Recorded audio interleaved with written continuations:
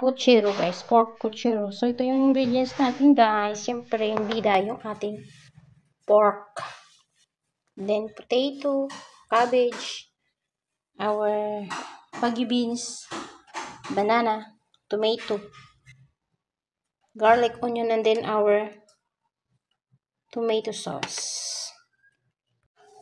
So let's guys first our oil.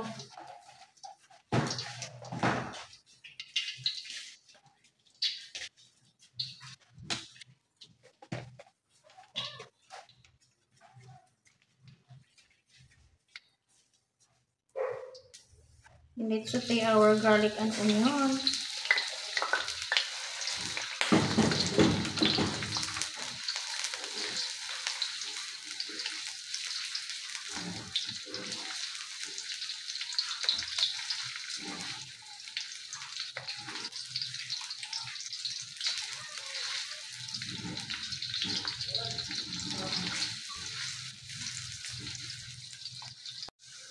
And then next our tomato guys. Tomato.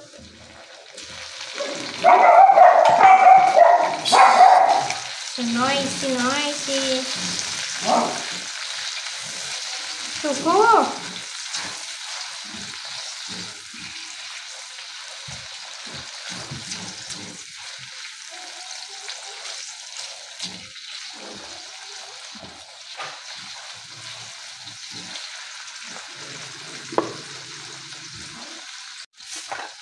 Then next our pork meat guys.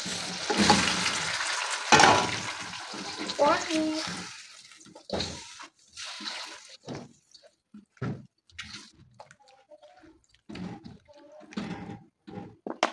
What happened?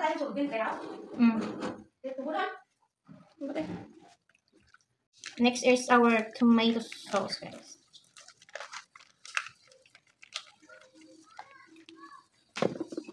Mix.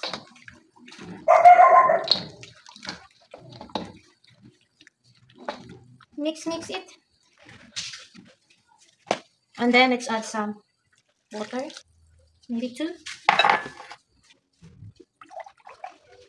a big cup. No, 2.5. Ano ba talaga? That's enough.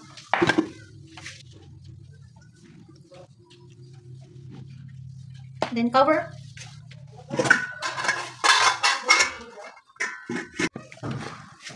And then it needs salt.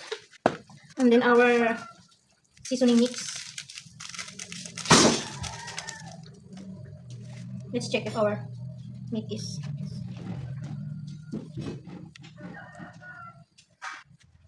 Oh, let's try.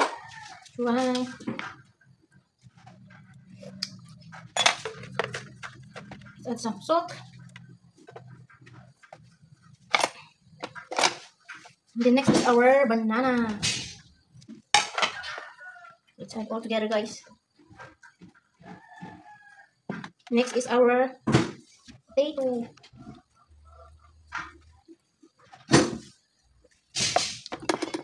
And then our baggy beans.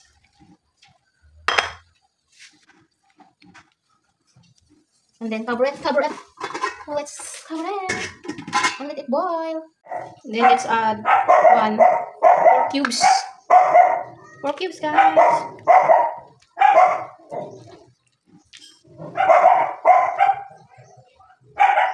And then the last is our cabbage.